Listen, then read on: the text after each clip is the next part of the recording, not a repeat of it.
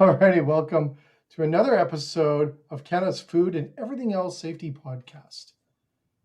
Dominic, you're back again. I'm Jay Ashton, and we have an exciting, I'm trying not to laugh because I think it's going to be kind of a funny podcast of really talking about caution. It's all about WHMIS and other safety courses in the industry. And Dominic, how long has WHMIS been around? My first question. WHMIS first came into effect in Canada. It was called WHMIS 88. So 1988, the first WHMIS. Yeah, first WHMIS legislation came into effect in 1988. And WHMIS is Workplace Hazardous Materials Information System. That WHMIS itself, it's around labeling and chemical safety and I guess it's an information system really meant for workers, like for the front line. Like it applies across every sector that where chemicals or hazardous products are transported. It doesn't apply, that we'll get into maybe later. Some things it doesn't apply to, like it doesn't apply to tobacco, it doesn't apply to household chemicals, it doesn't apply to nuclear products or nuclear materials, tobacco. What's the other one it doesn't apply to? There's a couple things that WHMIS doesn't apply to. We're on WHMIS 2015 now, though. So WHMIS in 2015 is the new and improved version of WHMIS. So does it change ever so often? In 2015, WHMIS became through the World Health Organization, through the WHO, they aligned Canada's WHMIS standard with the international standard. So what that WHMIS 2015 aimed to do is they call it GHS, a global harmonized system, where basically our WHMIS symbols, our WHMIS labeling lines up with anybody else that signed on to that system. So how important is WHMIS for restaurants and businesses? Yeah, it's super important. It's we talk training, Jay, like we talk, we're a training company. We know that our future guests will talk. It's funny because I'll get a little bit off track here, but our future guest, when I was speaking with her, has the very same philosophy as me on, if you don't train your employees, they're going to make mistakes, and they're the ones. And we've talked in the past. Number one cause of foodborne illness. Well, it might be improper cooling, it might be bacteria, but it's people. Number one cause of foodborne illness is people, and people make mistakes sometimes because they don't know. Mm-hmm. Not very often. It's not because they don't care. So they don't know because they're not trained. So WHMIS is the same. WHMIS is giving your employees the tools they need to identify what the hazards are and understanding how to read labels. It's not complicated. A lot of the other, we'll talk about, hopefully we'll have time to talk about some of the other training we encourage companies and restaurants to do. So it's super important because a chemical hazard is just as much a hazard as a bacteria or a virus, right? Mm-hmm. So in a restaurant, we've got chemicals, we've got cleaning chemicals, we've got sanitizing chemicals. COVID, everybody now during COVID had disinfecting chemicals, right? Mm-hmm. And all kinds of disinfectants going, used in probably more than ever in history, right? So some of the things that we were spraying because of fear.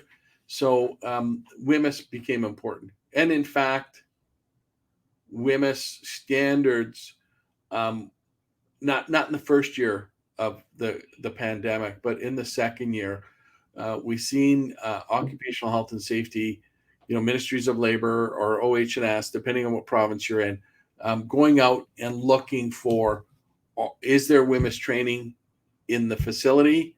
And do you have your labels? Do you have your WHMIS labels? Do you have your they're called SDS sheets now, the safety data sheets? Are those available for the disinfectants that we're applying? Because Oh, okay. we're applying They, them in crazy amounts, right? Everywhere.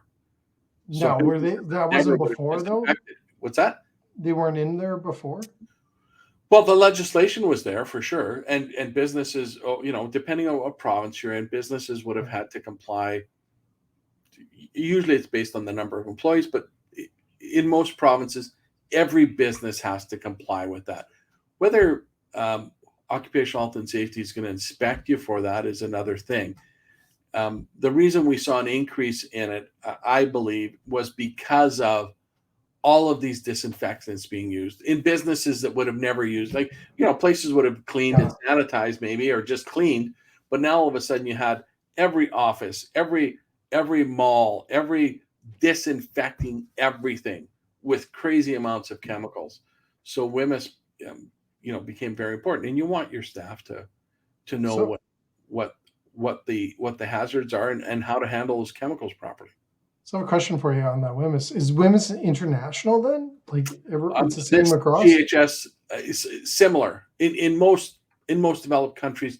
They'd have a similar system to what we have, and this Okay. our classifications for those in 2015. That standard came into place, so anybody who signed on to that, this GHS system is part of that. So if you're shipping something in the States, or you're operating in Canada and the United States, and in the EU, and probably in Australia and New Zealand, and I don't know about India if they're signed on to it or not, but most countries are going to have some sort of labeling system in place for chemicals that identify the hazards.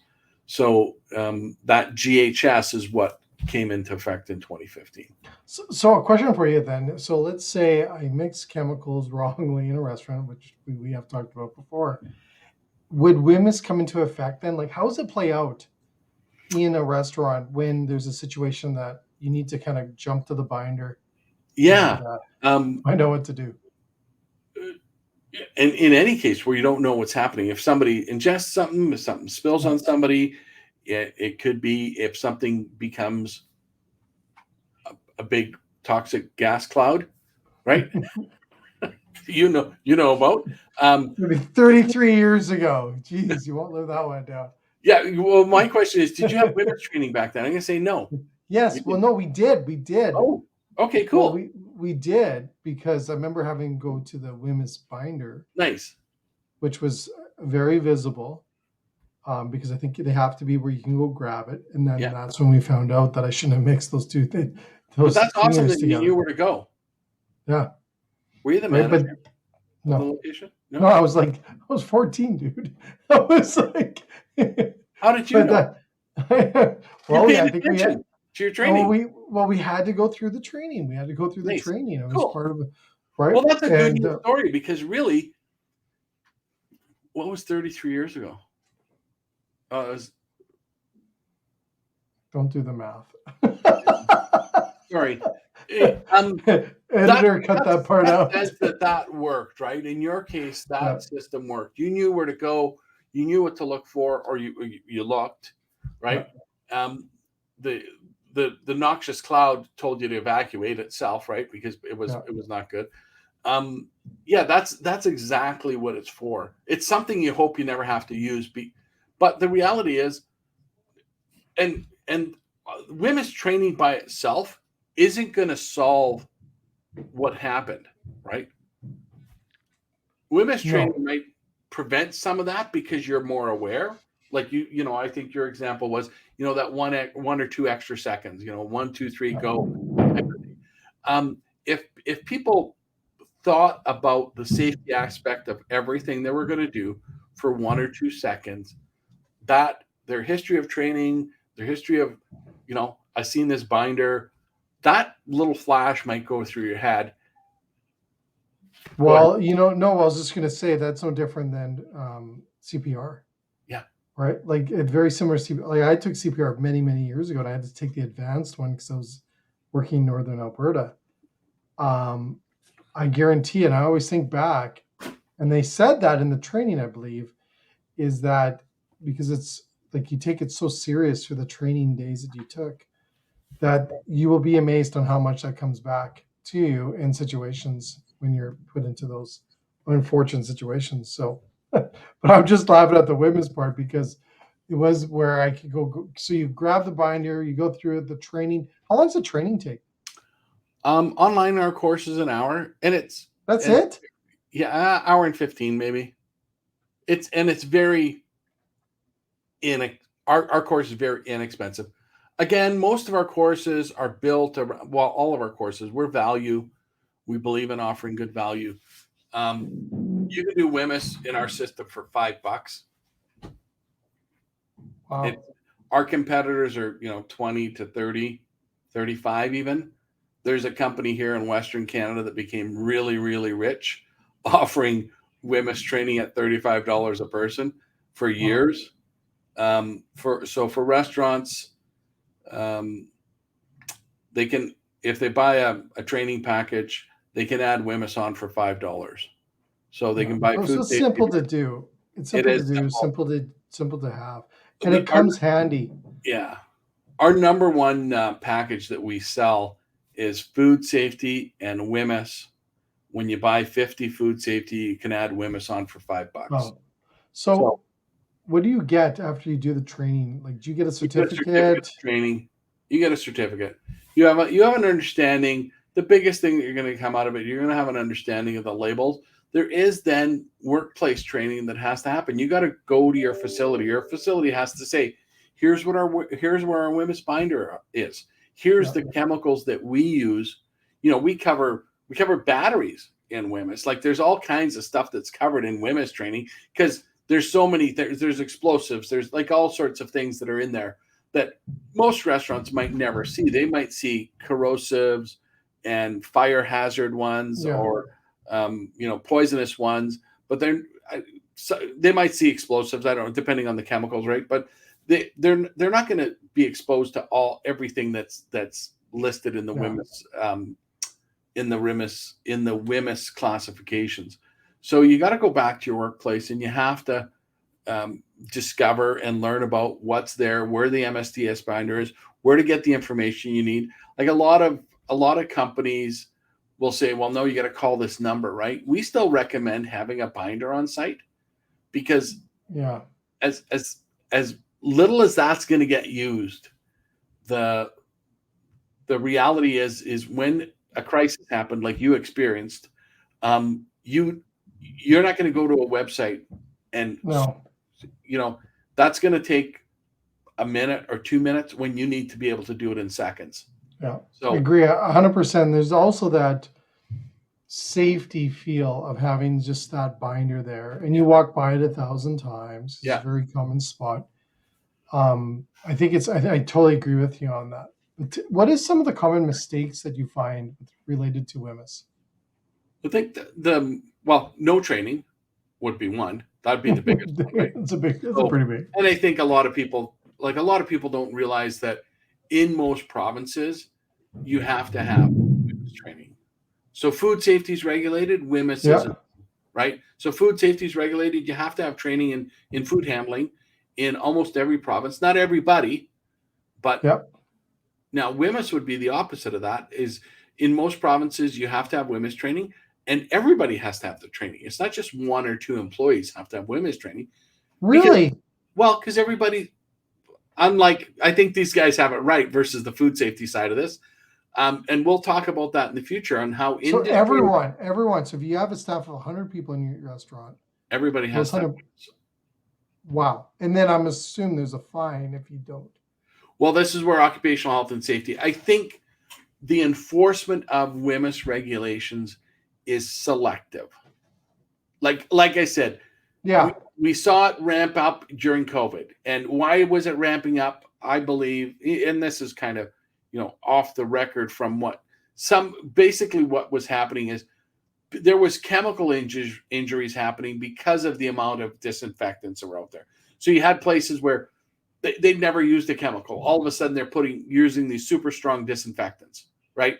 So training in that case is important, right? You have offices, that never would do any cleaning. Somebody would come in at night and do all the cleaning, and all of a sudden they've got all these disinfectants.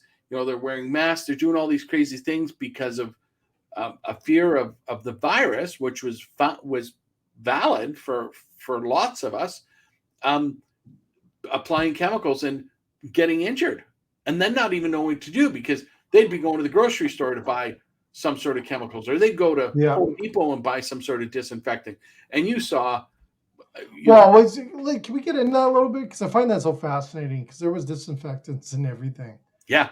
Like, I remember, like, liquor companies were starting to make disinfectant. Yeah. Now, what is the rules around that? Can people just use whatever, or can companies make whatever? Can they do that? At the beginning of COVID, they said we weren't going to enforce. There's what's called, for disinfectants, to be a disinfectant, you have to have a DIN, a drug identification number. This is not a chemical disinfectant. Okay. But sorry, this is a chemical disinfectant. Okay. If it's used to kill viruses or bacteria, but to be used as a disinfectant, a germicidal disinfectant, they might call it, you have to have, from Health Canada, a drug identification number. During COVID, because there was a massive shortage of disinfectants, because everybody, oh yeah, huge. Don't you remember? You couldn't get hand sanitizer even at the beginning. That was the big one, right?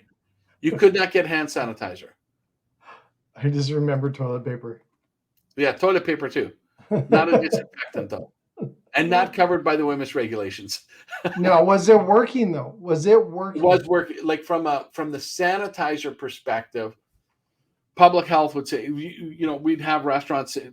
Let's talk about the hand sanitizer first. That would be covered under WHMIS if it had a chemical versus alcohol. You had chemical sanitizers or disinfectants that were put on the market that did not have drug identification numbers from Health Canada.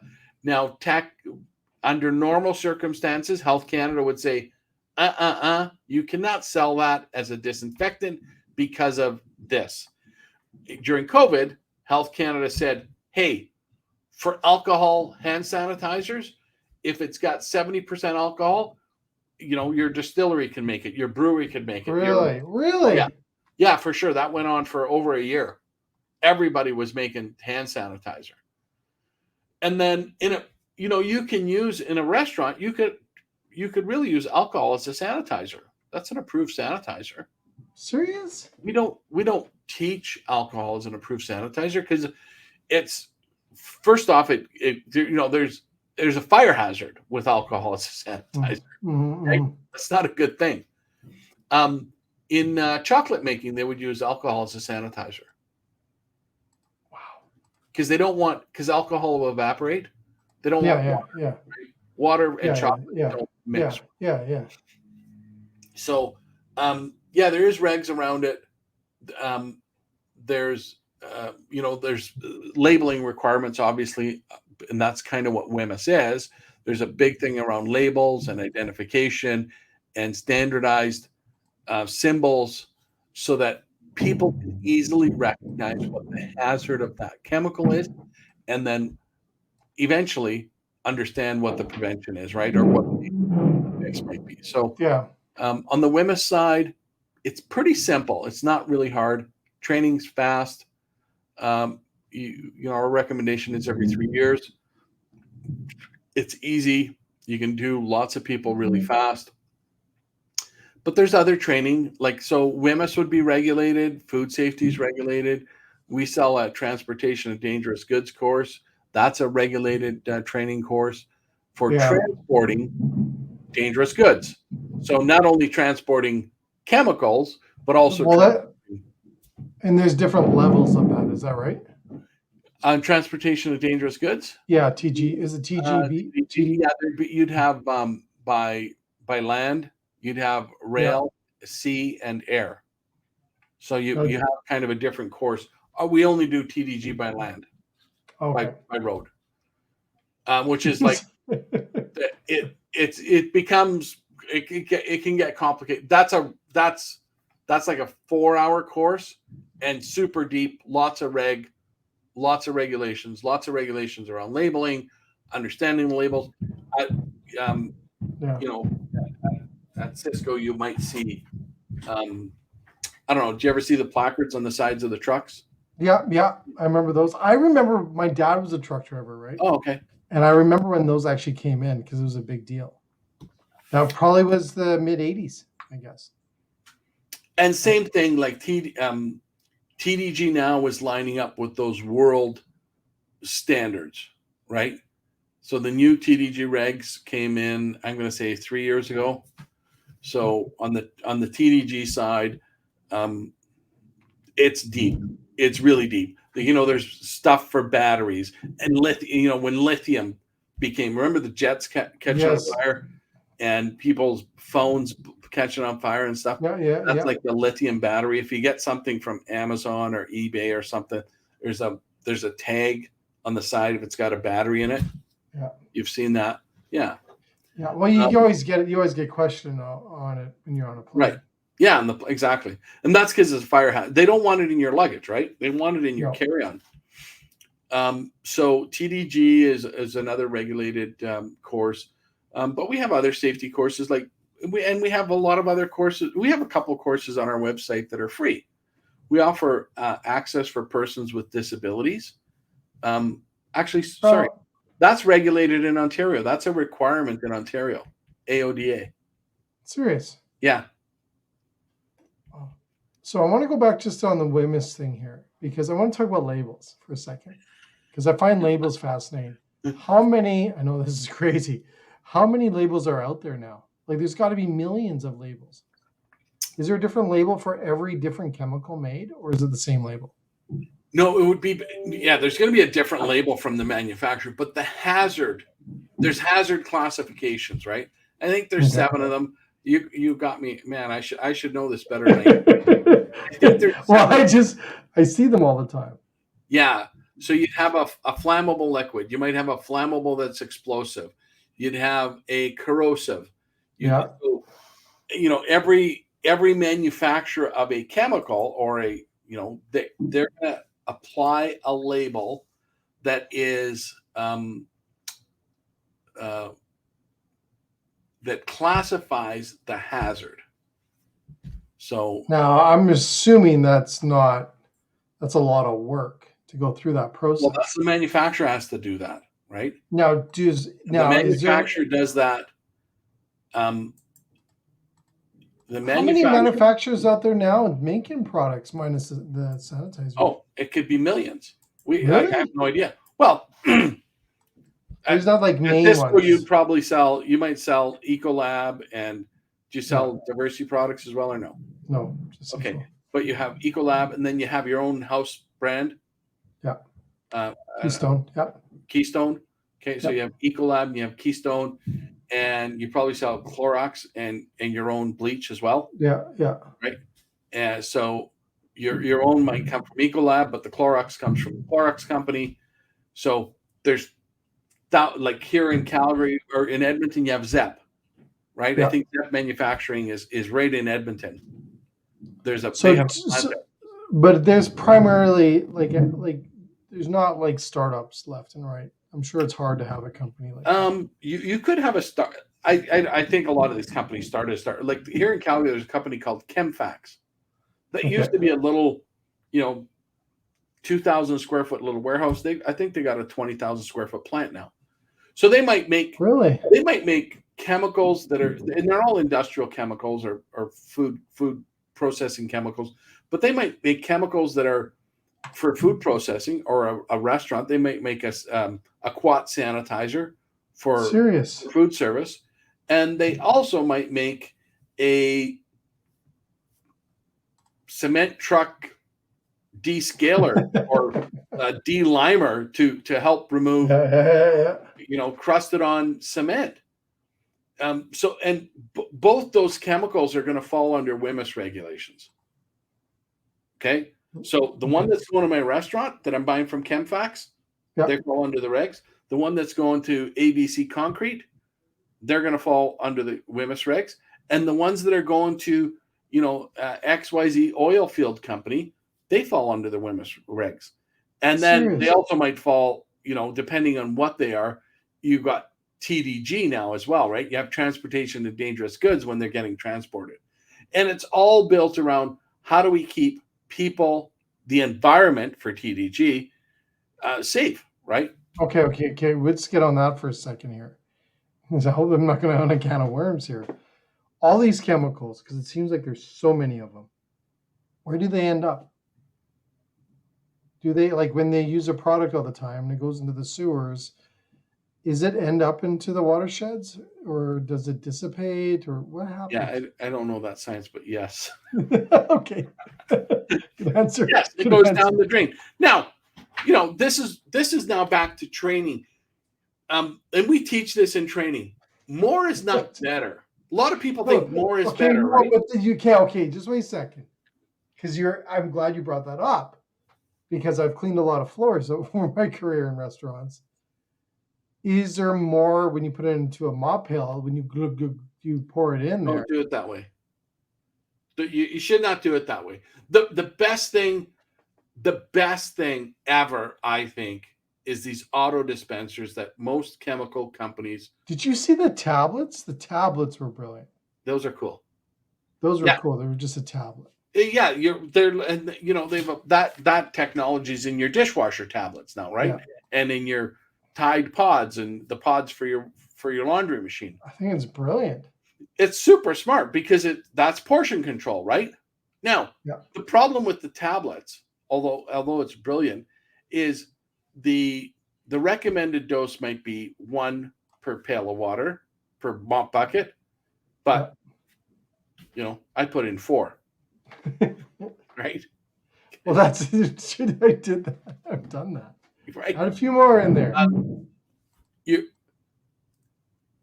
There's Why do we think that? Why do we think that? Well, I think that's learned from.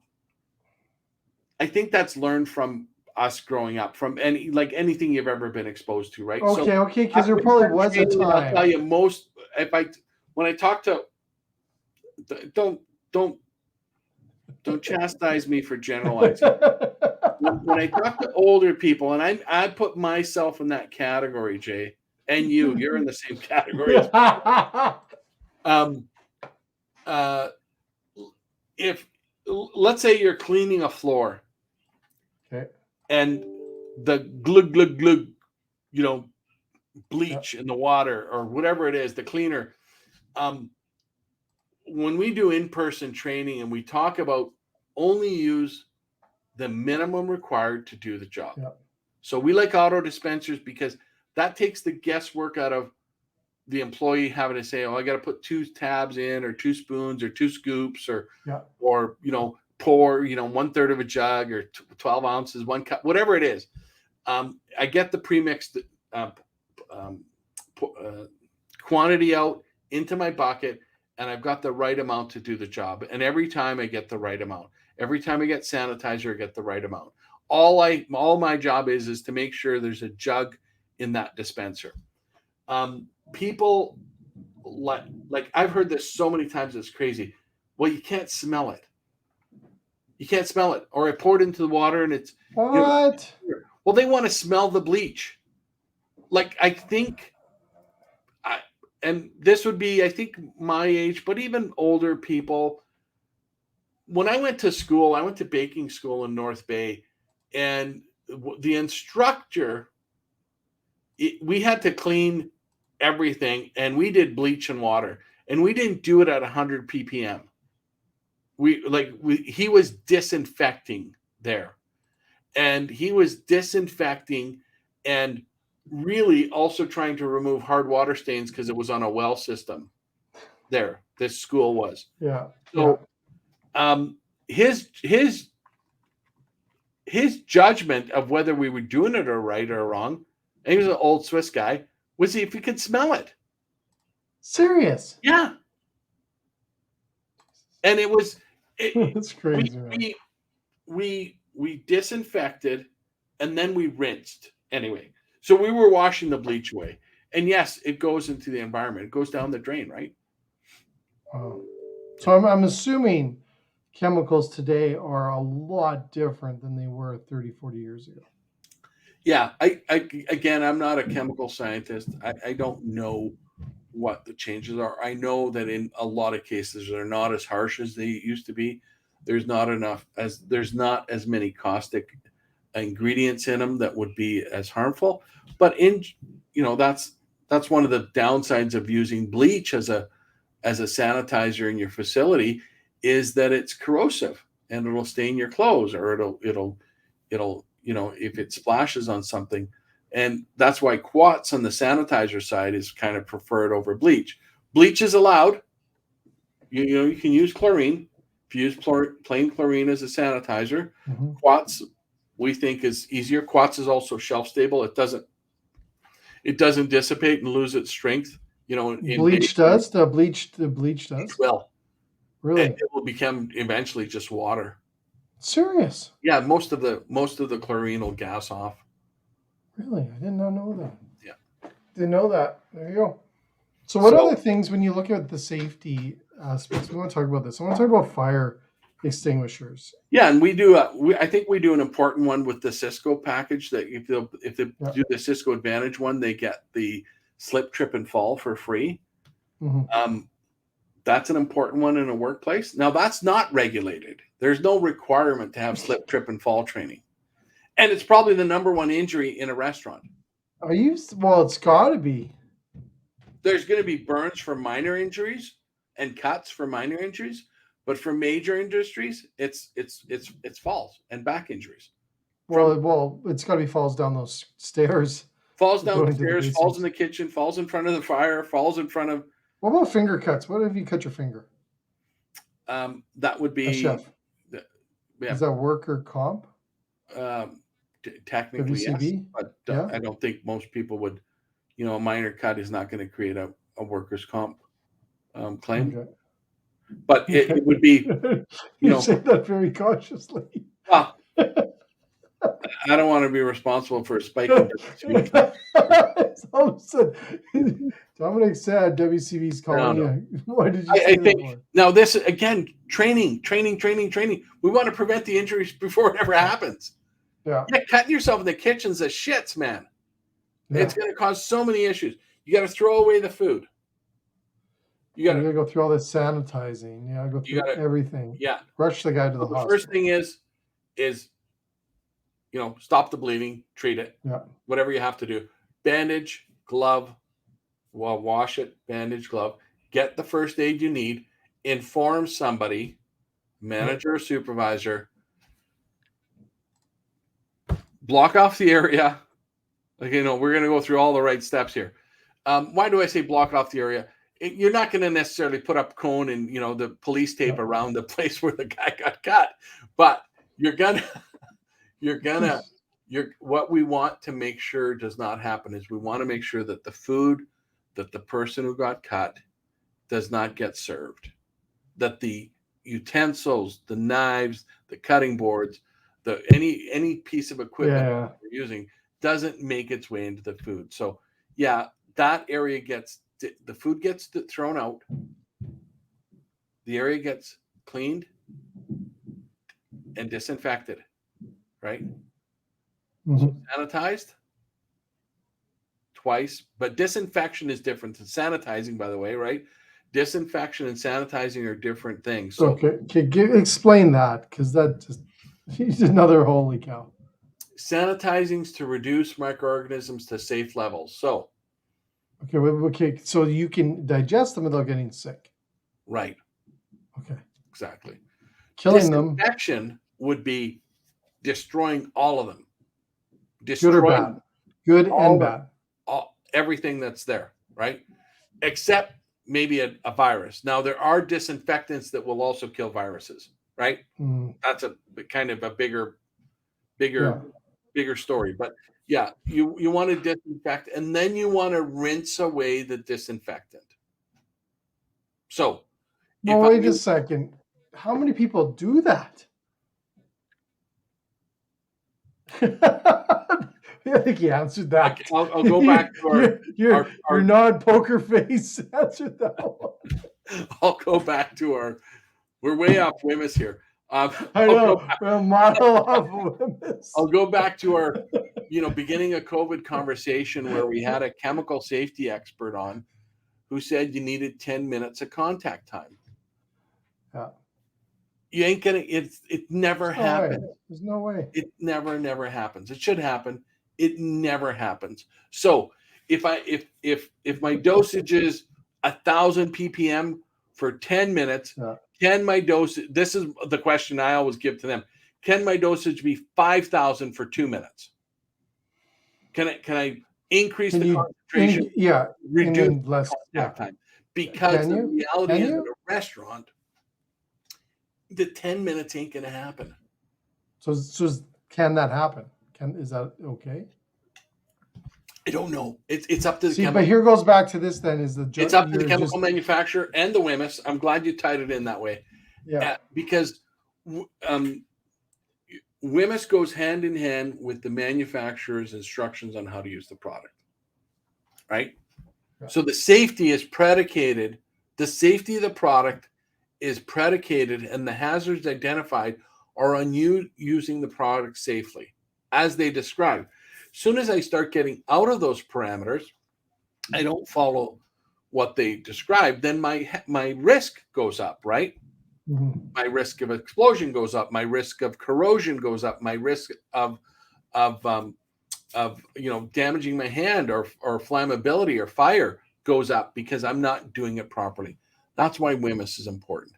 That's why slip, trip, and fall is important, because if I know what the hazards are, I know what the possible things are that can injure me, I can prevent that. Mm-hmm. I can I can make sure that the equipment's there, the tools are there. And most importantly, I'm going to be aware of those. Yeah. So my employer's got a responsibility from the slip, trip, and fall aspect is to have all those tools in place for me to prevent injury to myself and to others. My responsibility is to follow and use those tools that are there.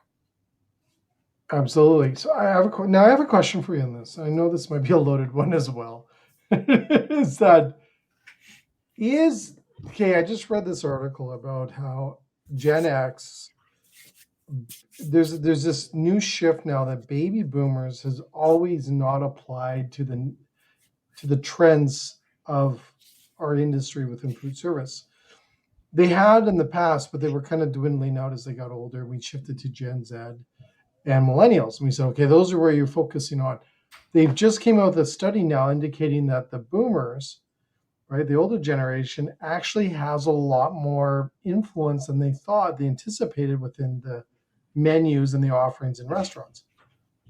So I want to, because that just makes me think, I read that this weekend. Now, on the whole basis around WHMIS and chemicals and everything else, does this younger generation that are working in restaurants, millennials and Gen Z, do they treat sanitation and using these products properly more, or do they take it less serious like we did back in the day? Like, do you find that from what you're seeing is like more and more people are going, you know what, I need to have these. Back in the day, it felt like, oh no, like we did it because we had to. Now is there more people going, I got to do this now? Yeah. We have a huge amount of people that take courses just to get ready for work, just to do it for their own self-improvement, but B, to get themselves ready. And there's probably multiple reasons for that. I think in general, today's youth, and they're not necessarily even youth anymore. You're aging yourself when you say youth. Shit. Couple of those learners, they're exposed to more information, and they know. Yeah, that's why I'm thinking. Yeah, way more at their age than me or you ever would have, The internet. I could just say the internet. We could say YouTube and all those things. Like, we want to learn something. We're going to go to YouTube and look it up, right? We're going to go find a news article. Or, when you wanted to, if in 1988, if you wanted to go learn something, like in WHMIS 88, you were doing it in a book. Yeah. Right? Your training was not online. Your training was in person with somebody. And flipping the sheets. I remember. Yeah. So some people, I think a lot of, again, depend on the learner. You have so many people who don't care about anything. They don't care about any of that.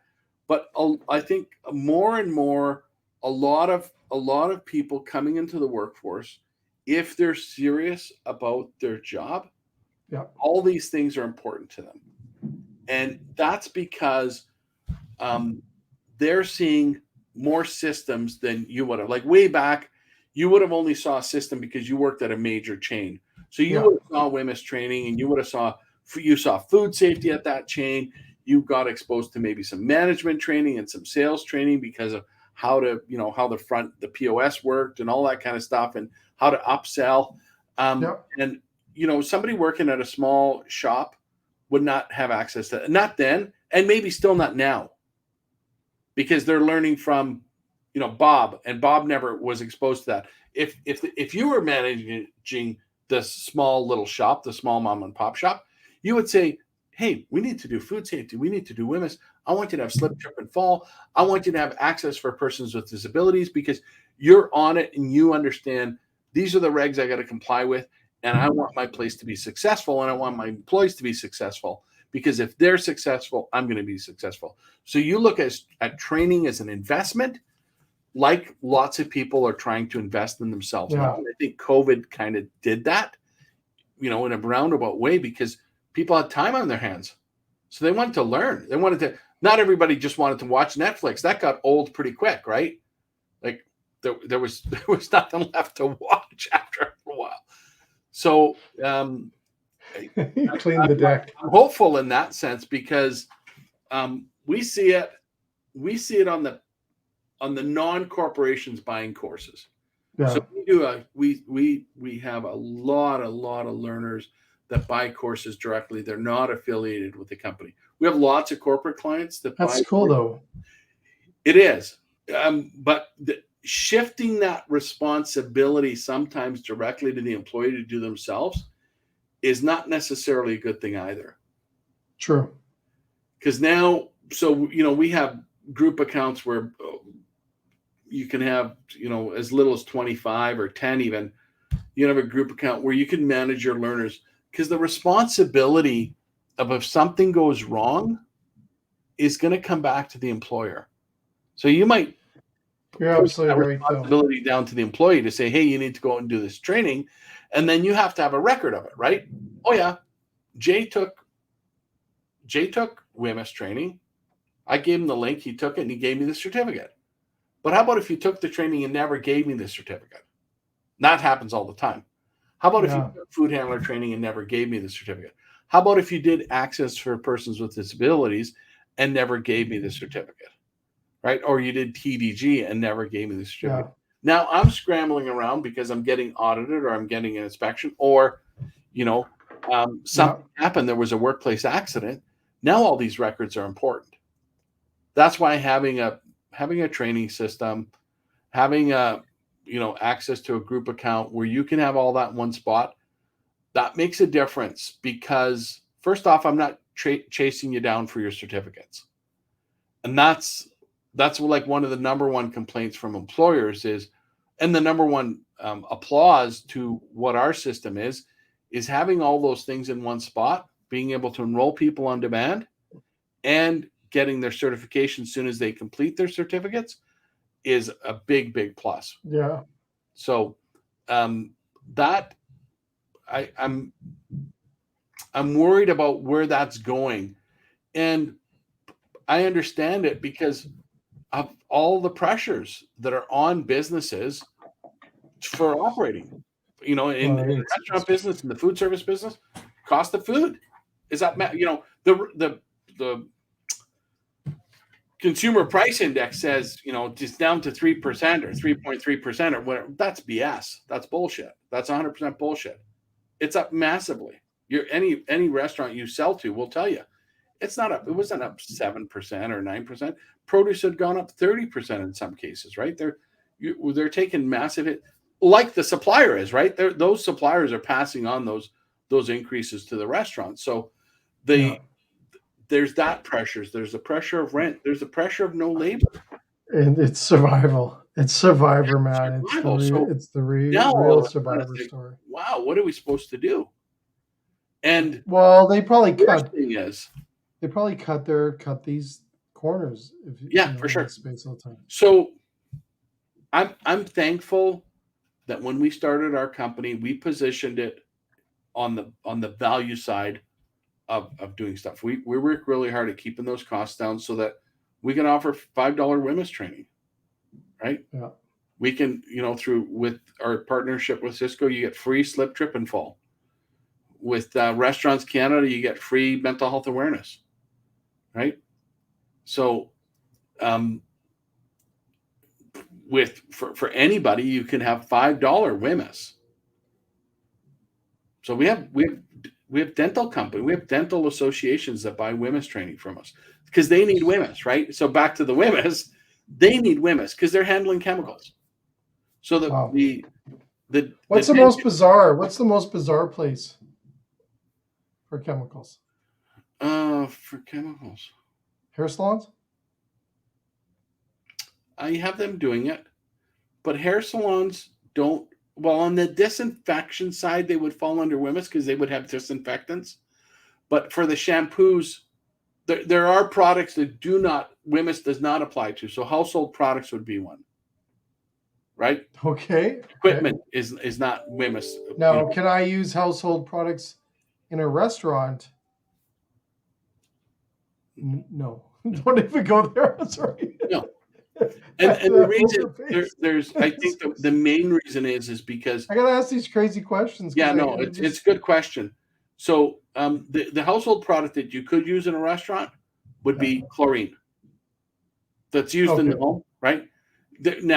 Because you can mix chlorine if you're using plain chlorine as a sanitizer. Okay. Right. Okay. Just checking. Because people, I've seen it. Don't use Lysol surface sanitizer or Lysol wipes in your restaurant. I have seen this. Like this sound crazy. This stuff happens probably every day. Yeah, the reason not to is because the Quat that Cisco sells, the RTU Quat sanitizer, or chlorine sanitizer for that matter, but the Quat sanitizer that you sell as a ready-to-use product that's meant for food service is in that bottle at 200 parts per million. You could take your test papers at the restaurant and measure 200 parts per million. Now, you might buy a Lysol surface disinfectant wipe that is not meant for a restaurant, that is not meant for incidental ingestion. So at 200 parts per million, we sanitize something and we leave that sanitizer on. We don't wash it off. Right? No. Right. We leave it like that. We leave it on. It air dries. Spray, walk away. Spray and walk away. Yeah. The Lysol wipe might have 1,000 parts per million. I don't know what the number is. Don't quote me on this. Okay. But it's really high. And the reason it's really high is because when you get to the end of it, you still have enough sanitizer in there to disinfect whatever you're disinfecting. So wipe number 1 is really high because all that juice, all the sanitizer, and you see it sloshing around in the bottom of the tub, right? And when I get to my last one, I might have 200 left. 200 Serious? Yeah. And people at home aren't measuring the strength of their sanitizer, right? No. I would say, you would maybe put Lysol out of business if people made their own sanitizer. You know how much a little bottle of bleach can make? Probably 50 gallons of sanitizer. What? You need a couple drops That's it. in a liter. Yeah. Yeah, I did not it's know. crazy. If you Well, can smell, so is that why, like, hey, why don't they train us this well, at we do. home? Like, We do. seriously. Oh, well, okay, sorry, not at home. No, no, We do. like, We you know what train I'm it. We saying? train. Well, take our food safety course. Well, exactly. No, I think that first I'll Yeah, do that. But um, here's the other we thing, got and this is we the got a whole free thing sheet. is, We got a free PDF on how to make your own sanitizer, and it's yeah, literally it's 5 mils which is on a nothing. liter, or is it 2.5 mils? Sorry, it's 2.5 mils on a liter of water. 2.5 mils of 6% chlorine bleach, plain chlorine, to 1 liter of water, and um, you know that. No, Yeah. You know how are much you kidding 2.5 me? mils is? It's you know the cap that's on the water, Yeah, bottle yeah, cap on the new Nestle waters? Like the cap's really small, right? It's not even a yeah. full-size cap. Half of that of chlorine Half of that in 1 liter in one. is enough sanitizer as a food safe or food grade surface sanitizer. That blows my You could mind. you could So, sanitize your dishes in it. so So here's the it thing. doesn't Back to what take a you're. lot. This is public health. When you talk to Pam, Yeah. in the future, public bring up chlorine. Like the chemical companies aren't happy that public health would recommend chlorine as a sanitizer. Why? Well, they want to make money. There's money somewhere. There's money involved here, How much do you Tom. buy up? You buy 4 liters of bleach, plain chlorine, Yeah, probably like for $3. Let's say $5. yeah. Okay, $5, Okay. which is 128 ounces. It's like 4 quarts. Yeah. Um, here's the math comes out. Well, you're it gonna make costs next to nothing. you're probably gonna make 20 gallons more than that. You're gonna Yeah. make 250 gallons, some crazy number of sanitizer. And that would be approved. Plain chlorine is an approved sanitizer. Quartz is an approved sanitizer. Iodine is an approved sanitizer. All at the regulated level, right? All at the recommended level. So, and I'm talking about a food grade approved sanitizer, what we would call a no rinse sanitizer. That's crazy. Okay. Which is good okay. because on that side, the down part, I'm not trying to sell chlorine here and put any chemical company on. I ain't gonna do it. It's not gonna be me that does it. The great thing about chlorine in this sense is that there's no reason that any food service business would never have sanitizer. Chlorine is readily available. Yeah. Almost anywhere. Convenience stores sell chlorine. Yeah. Okay. So it's readily available. It's cheap. It's extremely inexpensive. So you should have it. You should have it. And at those concentrations, it's safe. It's not going to burn your hands. It's not going to corrode through your clothes. It's not going to stain your clothes. It's not going to stain the cloth it's in. And people, like a lot of people, I don't want to use bleach. I don't want to use bleach. It's like, it's in our water. They put it in our water to kill the bacteria that will kill us. Wow. Do you want to drink bleach? Probably not. Do you want to die? I'll drink the bleach, right? Yeah. And 100 years from now, we might know that, those small concentrations of bleach in our water were dangerous for us. But the reality is bleach has saved millions and millions and millions of lives by disinfecting water. So that's crazy. On the safety side. Let's. I want to wrap up today because next week I'm going to ask you about vinegar. No, I can tell you right now. We can save the question. Don't use it. Vinegar's for pickling. Pickle to your heart's content. No, come on. People use it though. At home. No, in the restaurant. No. Spray bottle. Throw some vinegar in there. It'll kill everything. No. No? No. No. Well, if Are you, now are you again, serious? to our future guest, you will ask her how many times she's seen. People believe it. People believe lemon juice is a disinfectant. I've heard it all. I've heard it all. Yeah, there you go. So no to Well, vinegar. thanks again for a great show. I'm laughing because, yeah, we just talked for 55 minutes on WHMIS and everything around it. Well, we only So- talked a little bit about everything around it. On our website again, there's Yes. lots of safety courses. There's some free safety courses there. We have access. I'd like to talk about AODA really quick. We talked about it being regulated in Ontario. That information, it's called the Ontario Access for Persons with Disabilities Act. They call it AODA.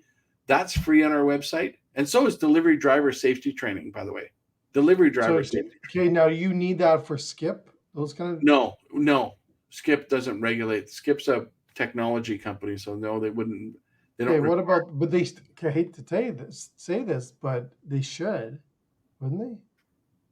Let's have Yes. some next week. Okay, we'll talk about that next time. AODA, it is a requirement for any business that's public facing. So a restaurant would fall in there. It's free. It's good training for your staff because it helps you serve and understand what your patrons that may have a disability or are facing a disability, how to properly serve them, and what your requirements are to serve them. There you go. Well, thanks again, Dominic. Thanks, Another Jay. exciting show. And to everyone else, check us out next week. We're back. Bye-bye.